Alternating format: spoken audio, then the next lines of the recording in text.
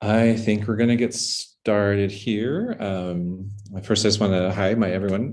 Thank you for joining us today. We're going to talk a little bit about tackling cloud security threats in AWS. Um, Let's see here. So really quickly, first I want to give a special shout out to Erica Mixon, who is helping us on the marketing side get this up and running. We really appreciate that. My name is Jim Simpson. I run product here at Blumira. And if you've had worked with me in previous lives, you know me from great hits like Duo Security. And I'm really excited to be here to see what we can do in terms of making the field of detection and response a lot more approachable, both on premises and in the cloud. And the madman behind all of that is my colleague here, Mr. Matthew Warner. If you'd like to introduce yourself. Hi there, I am Matt Warner. I'm the CTO and co-founder of Blumira. I'm the person who does all the crazy stuff in the background that makes all the fun things happen here at Blumira. And I'm excited to talk about AWS today. And you may see me looking up and Jim looking up because we're in the same room, which is such a rare thing in COVID time. So if you see that happening, we aren't going crazy. We're just happening to look at each other, which is such a rare thing in 2021. Yes. So yeah, this is my first time coming back into a building to work with somebody. So, and I'm glad that it's a webinar as the first excuse to do so, because actually going back to the office seems like it might be a little bit challenging after all of the fumbling I've done so far today. So with that, I also wanted to just general housekeeping. We do have a Q&A section, so feel free to enter any questions you've got in there. Matt is notorious for monitoring things and answering them before anybody else has a chance to do so. So you might see if you can get him to do that. But if he is slow on the uptake today, he will, we have a section at the very end, of course, to do some Q&A. We also have some polls. So we'd like to ask you a couple of questions along the way, just get your general feedback. And of course, we're always open to any kind of feedback or thoughts that you have for us here at Blumira. And last but certainly not least, we're actually going to do some live demos because product is more fun to see in action than it is to just talk about. And so they're going to be live demos too. So, you know, cross your fingers that all goes flawlessly. I'm sure it's going to be great, right, Matt? Okay, so next slide. Why are we here and what are we talking about? So cloud security risks. I'm sure you've heard of the cloud. It's very exciting that everybody is leveraging the cloud in their networks these days. I do remember a time when customers were highly suspicious of the cloud, but you know, I think all of us have learned to rely on it. And with the move to the cloud and also the last year of remote work, you know, there's just some more critical gaps in security visibility. I come from an IT background. You know, I remember what it was like to secure the inside of the building. And you know, cloud hybrid on-premises networks have even more challenges because a lot of times when you move things to the cloud, you're lacking tooling to give you visibility into what's going on inside of the cloud. And then on top of that, like I mentioned before, you've got this challenge where, okay, you may have a great handle on what you're doing in terms of on-premises, but like what are best practices with protecting your cloud applications? And are there things inside of those particular infrastructure that you can actually take advantage of? And what additional things do you need on top of it? And like, what does good even look like when you're trying to protect your cloud infra? And then, of course, solutions today require a lot of, you tend to have to like put together a lot of different kinds of solutions, which can be costly and complex. And so we're here to ideally help you with a little bit of that, especially when it comes to cloud and AWS. So the first poll that we've got is, which cloud providers are you using? And of course, this is, a multiple choice question. And of course, if you're using private cloud, we would love to learn about that as well. And then, if you're using something else that we haven't listed here, please tell us about that because it would be really intriguing for us. We got the big three up there: GCP, AWS, and Microsoft Azure. And if you're not using the cloud, that's pretty cool. How'd you do that? All right. I don't know how long this will take. It's been a while since I've run a live poll.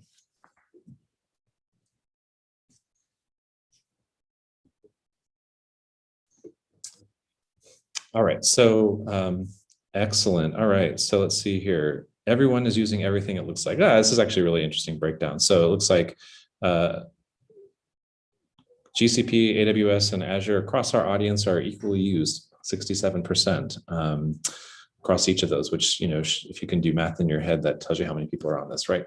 So moving right along, that's an even split. That's actually pretty intriguing too, because we were having a really great discussion this morning about infrastructure. Why do we leverage particular infrastructure? What's the penetration of that particular infrastructure? So speaking of infrastructure, what are some of the examples of cloud security misconfigurations and risks? Well, today, a lot of what we're doing with AWS is helping with infrastructure risk. Okay, so policy changes, people trying to get into it, high network traffic, basically stuff that's happening to your infrastructure that's far away that you may not necessarily have direct access to. But there are other risks too with the cloud: email and data security risks, identity and access risks. This is also something that we can help out with from a product perspective, figuring out who's trying to log into your things. Is there stolen credentials? Are there geographically impossible logins happening? And then finally, there's also endpoint risks with cloud, compromised processes or blacklisted applications running on devices on the network.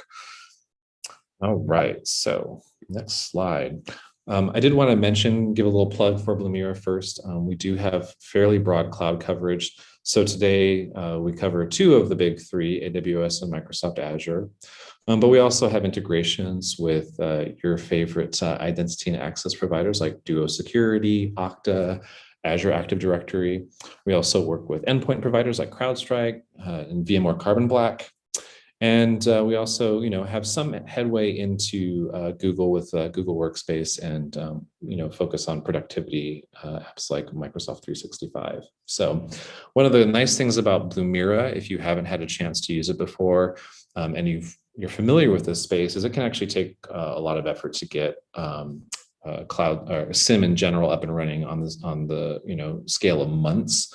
We are really excited about the fact that time to security with Blumira is really fast. On average 5 times faster. It takes hours to get things up and running versus months and days to get really valuable data out of it versus much longer time frames. So.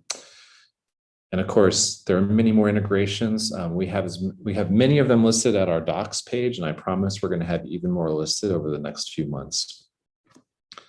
So I'm going to turn it over to my colleague here, Matt, to talk a little bit about what's new in particular and specifically with AWS.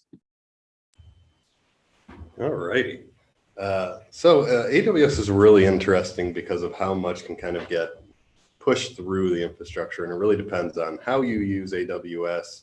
If you're using GuardDuty at all, if you're looking at your VPC flow logs, how you're using CloudTrail, and really kind of how you approach the infrastructure as a whole. And it may just be that you aren't doing any of these things yet, and you're kind of trying to figure out, well, what should I look at? What's important? And it may just be that you're at that point where you're converting from on-prem into the cloud, and you're trying to determine, well, how do I even take what I used to do looking at my firewall logs and do that now in the cloud inside of AWS? And all of these questions are really kind of growing in complexity. And for most people, they aren't really sure about how that fits into their environment, how they can move forward, and really, most importantly, how they can actually do something about those things. So how can you even prioritize those alerts? How can you make sure you're seeing the right thing? How can you report on the right thing? And how can you make sure you're getting the playbooks to actually move forward with those issues? So if there is a alert that comes through GuardDuty, for example, which is like AWS's evaluation of your logs and what's happening inside your environment, how can you make sure that you are reacting properly, or even that you're seeing it at all and knowing what to do associated with it? And with our integration with AWS, we try to make sure that we're pushing as fast as we can into making sure that you have visibility around detection, as well as reporting and scheduled reporting around your just AWS environment as a whole, as well as any related assets to that AWS environment. You want to go to the next slide? Sure. Well, actually, before you do that, I did want to mention that. I think you're currently muted. Are you muted? You're muted. Oh, but you're not. Are you? I'm not muted. Okay, well, yourself. Okay. Who knows if you could hear us? 2 microphones in a room. It's very exciting here today. So I did want to mention that we are an AWS partner. Yes. And one of the great things about that is the speed at which one can move through the partner process. And so, they ask a lot of questions about what's the security behind our particular service before they put their stamp of approval on it. And so we're very proud to be an AWS partner. And hopefully that conveys to you, how serious we take security ourselves in this process. So, and with that, I will give you the next slide. How about that? Perfect. So for AWS security monitoring, there's a few things that we consider to be some of the highest priority in regard to either interesting. So by interesting, I mean like risks or operational oddities within an environment, all the way up to threats that are kind of being determined within your AWS environment as a whole. So the classic one that all of us have heard about, that we've all heard breaches have happened so many times, is associated with S3 bucket policy changes. And a lot of them making them public, or just generally an attacker getting into your AWS environment and modifying those policies so you are exposing more data than you intended to. Those are 2 really common methods for an attacker, or just an accidental risk to get assigned to your environment. And that is really equivalent to kind of the old world where we're talking about like firewall ACL changes that accidentally kind of just happen because we all have really busy days and we all have a lot of work going on. It's really easy for that kind of thing to just accidentally get flipped. And knowing when that kind of situation happens is important. And just as importantly, making sure that you can be aware of it is also just as important. Network anomalies across your AWS environment is really important. It's really easy to grow your cloud environments in a very sizable way. That's of course the goal of any cloud infrastructure, is to keep adding EC2 instances, keep building out that compute and growing it, which is always a great thing because all of us love cloud infrastructure. But that also adds attack surface, that also adds risk, it also adds more into your environment that can be potentially exploited. So making sure that you are properly operationalizing your AWS environment, making sure that it's configured in a way that you have visibility, which is also a big part for Blumira. If you go and look at the AWS docs, you'll see a lot of conversation around that. And making sure that you can leverage those AWS tools like GuardDuty to get more out of your AWS implementation is really important. It's one of those things where as you move into cloud, it's really easy to forget that cloud costs come with additional costs on top of them. It's just kind of the inevitability of cloud in many ways. You can spin up an EC2 instance, but being able to spin up an EC2 instance and immediately gain security benefit also has more to it as well. And Azure has its own kind of feelings around this, which you would see like Azure compliance is what they call it, where you can start to build this kind of mesh of, I want to have security visibility, I want to have logging visibility. And most importantly, when it comes to Blumira, our integration takes that visibility and turns it into actual actionable insight for you and your team. And of course, login activity, how APIs are being used is really important. You see this in AWS, you see this in Azure. How people are connecting to your environments is really important. And attackers almost always will follow really specific patterns of how they're accessing your environments, being it the APIs that they use, the agents that they use to access those APIs, and making sure that that activity is identified early is really important, because then you can get ahead of it. And we all want to be at that point where we're identifying the initial instead of identifying it like 8 layers down, where you're saying, oh, now I have to move all the way back up. So it's all part of that good stuff.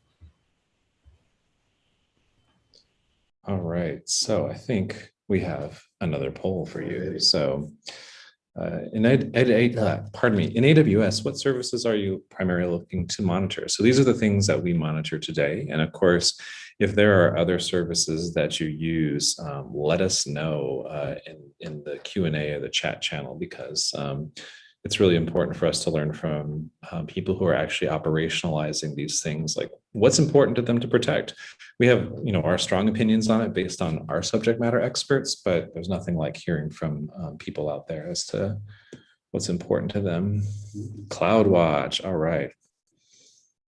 Matt, what do you have to say about CloudWatch?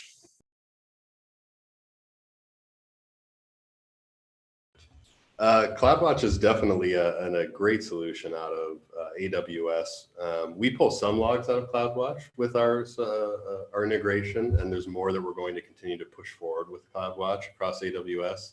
It's a great solution for visibility inside of AWS, and it gives you kind of similar to the CloudTrail gives you that visibility, and GuardDuty gives that visibility. It continues to build on, and that's one of my preferred, and part of the reasons that I like AWS is because they're continuing to build on how you can get visibility into the integrations within that environment. And essentially what that allows us to do at Blumira is continue to expand our integration, pull in more data, and generate more reporting and detections for you. Thank you, Pratham, for that question. And of course, if you have more follow-up questions on that, feel free to submit some more. We'll be watching. All right. So, all right, we got a few more people here. So most people are definitely using CloudTrail and a mix of all of these things. Yes, this is not a shocker. AWS has at least 70 different services as far as I know. So it's important for us to protect as many as possible. So thank you for letting us know what you're doing with it. All right, so here's the really exciting part, and I'm going to need you all to cross your fingers for Matt. This is a live demo. Never had one go sideways before, so I'm going to wish you the best of luck, Matt. And can you share your screen? Are you able to do so? Technically speaking, you have to stop sharing. I have to stop sharing. Okay, see, sometimes these protocols, I'm going to do that now.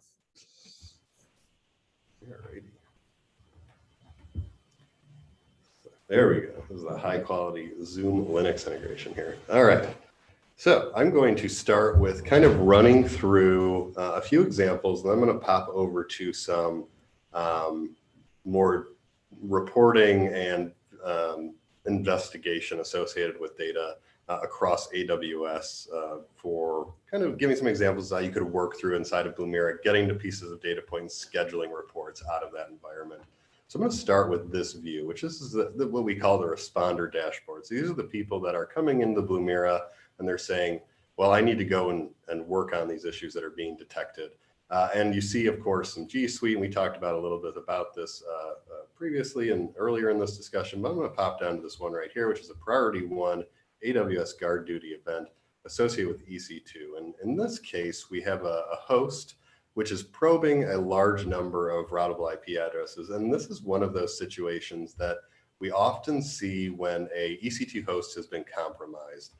And sometimes it hasn't, but often this is what that indicates, unless for some reason you are scanning out of your environment. This is really common for people that have like Linux hosts on the internet that somehow become vulnerable to something or another. Linux worms are really, really common these days, especially in shared hosts. And if people can land on a host, it will then immediately start calling out and start trying to perform port scans and exploitation against other environments. So you see us discussing in this write-up right here, typical of a worm or a malware infection that may indicate your EC2 instance has been compromised. So one of the things that I really want to point out with Blumira is that we always try to provide you with a few really important pieces of data. The analysis associated with what was detected, the evidence associated with it here, where you see this description around what happened, which is essentially what we have in the analysis as well as the workflows associated with what you can do next. So in this case, we had an EC2 host. It was generating a lot of VPC flow logs that were going out. It looks to us, and it looks to GuardDuty, like it was likely malicious and probably an anomaly that was more than likely scanning out. However, what we want to do is make sure that people that use Blumira, and this is something that generally I would recommend, doesn't matter if you're using Blumira or a SIM in general, but building this into your playbook is something that's really important because you want to make sure that you give your people that are responding options for how they are moving forward with the solution. Open-ended problems in general are a really difficult thing. So giving people a termination point for that detection is really important. So in this case, we're going to say, well, this appears to be malicious traffic. So we're going to quarantine this host and then live demos. This appears to be malicious traffic. We're going to quarantine this host, which in that case with EC2, you could be, let's say we're going to change the VPC into one that we're going to make our quarantine, or you might be a situation where you're just going to say, all right, we're going to shut down that host and we're going to look at that later. We're going to snapshot it and take a gander at it. And in this situation, that allows you to kind of flow that through. You can also use this as a conversation point for your organization. And generally, one of the things that I always recommend for organizations, it doesn't matter where it's coming from, is being able to discuss the instance and being able to discuss the detection that's happening inside that environment. It's really important for teams to know that what is happening. It's important there for to be coordination, because that allows you to kind of be able to follow things through. So I'm going to jump over to here. And we'll talk about this one right here, which we mentioned just a few slides ago, S3 public bucket policy applied. This is one of those ones that, as we've all heard, and as I just mentioned, is that classic breach start point for a lot of organizations, or just data leak point for a lot of organizations. And it's really important to have this be detected. This is really similar to like domain admin being created, or a situation where you might really want to do this, like in any sort of situation. There are situations where you might want to have a public bucket. But if you do have a public bucket, or if you're creating an admin with permissions, you really want to do it with conscious decisions, and there'd be validation behind it.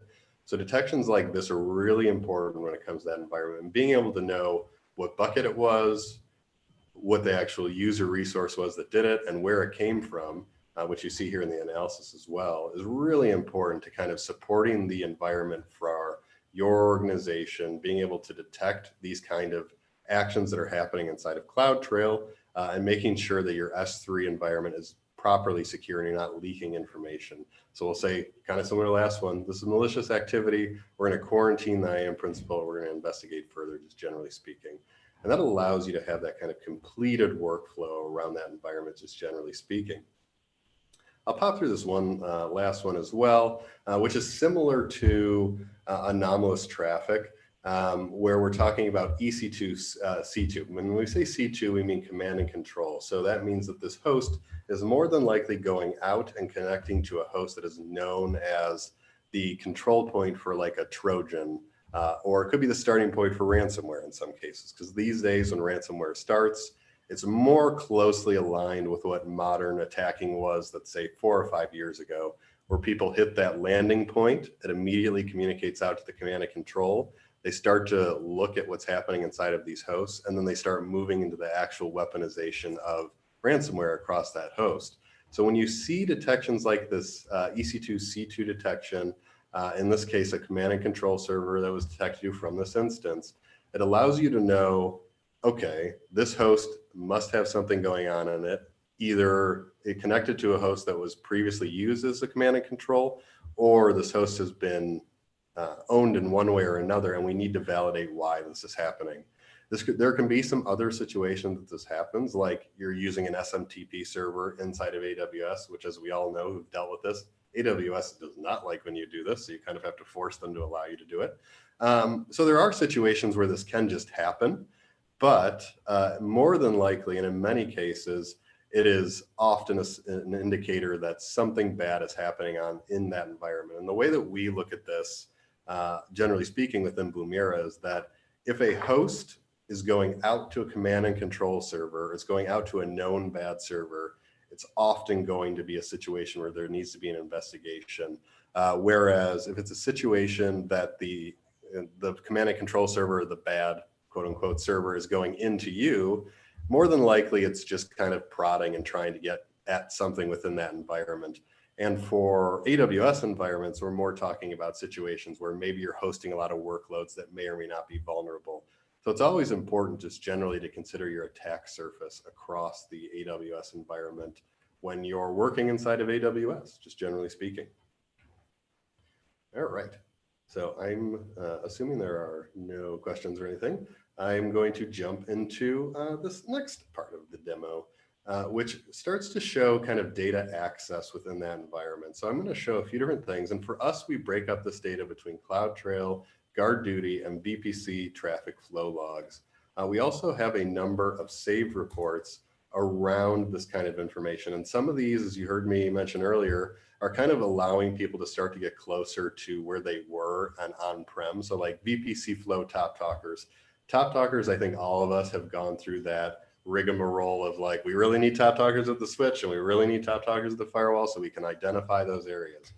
And these kind of reports allow you to not only identify areas that are loud, let's say, but it really also allows you to really quickly and easily be able to get to information that is most important to you and really most important to cost. Because while we can talk about security every day, and we love to talk about security every day, cloud infrastructure is also a lot about cost, a lot about containing that cost, and stuff like top talkers, stuff like identifying when things are happening in your environment are really, really important.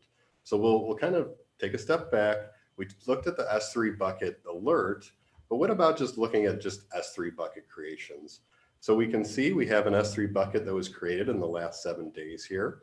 Let's pull this over here and expand this out so we can kind of see this a little more. And we can see that it's a Terraform bucket that was created.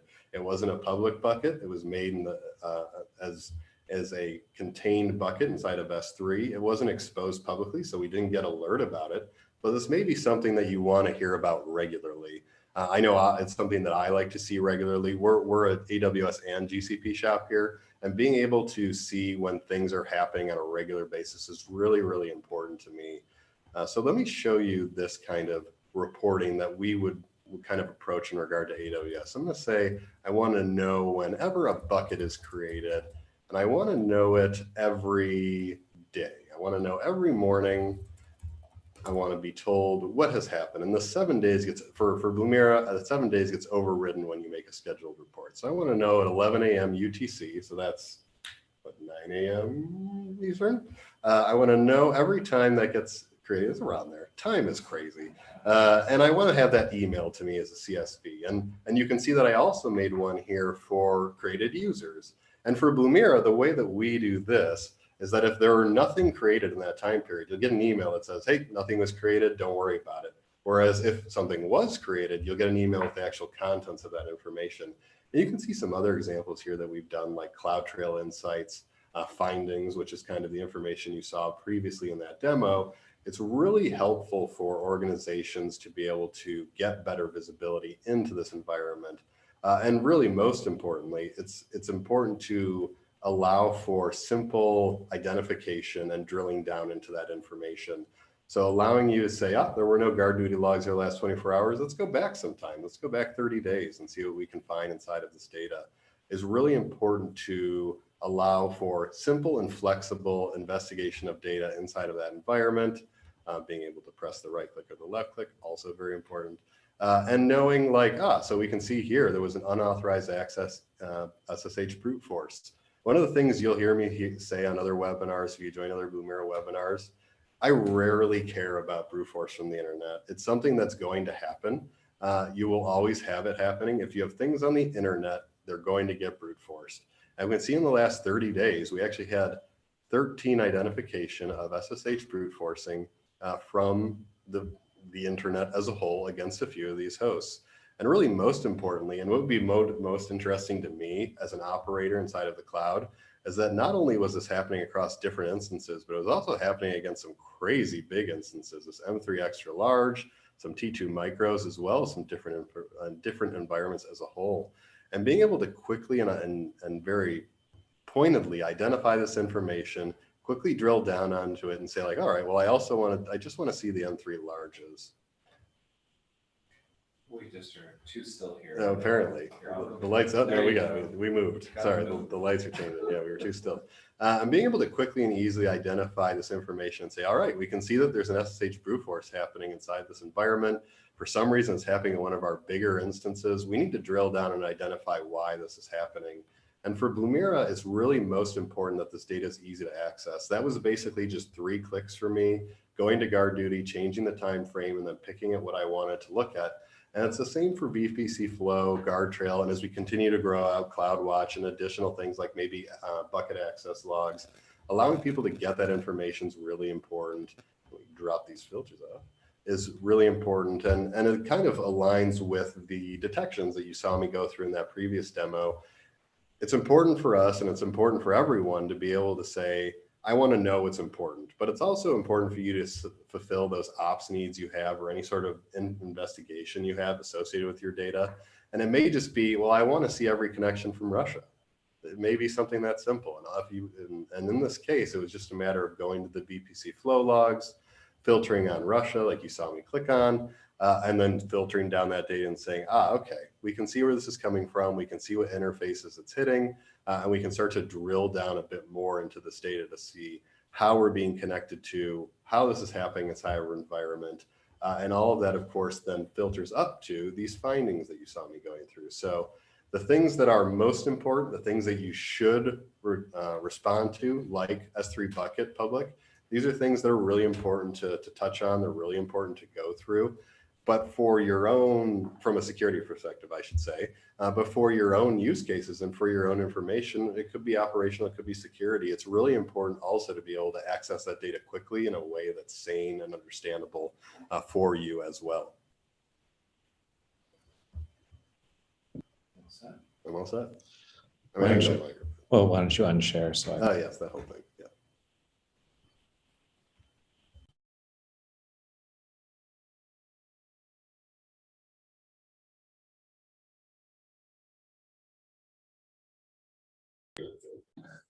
Yep. All right. Try to be a little bit clever with this, my friends. But we do have some time here for some Q&A. And of course, we'd love to know if you'd like to talk more with us in general in terms of this poll right here. So let us know, what you're interested in. And then also, if you have any questions about what we talked about today, we've got some time for us to go through that as well. We'll just give you a minute or so here. Unfortunately, hosts and panelists can't actually vote on this, and so I can't fudge the numbers.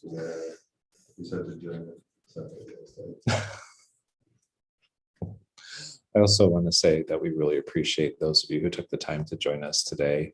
It's a special moment for us to be in an office building for the first time together, so things are changing, and hopefully they're going to get better for everybody. And hopefully we can help, make things better for you too when it comes to cloud infrastructure. Indeed. All right, so let's see here.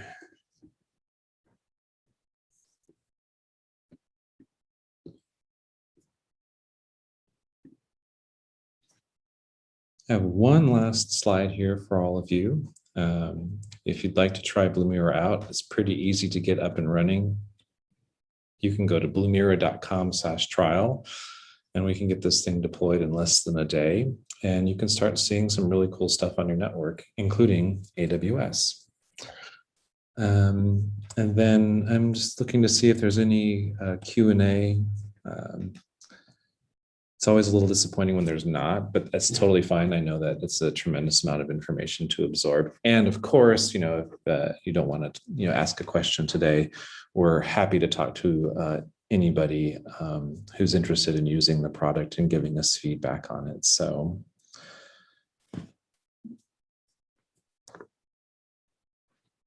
this isn't the last time we have the opportunity to talk to each other.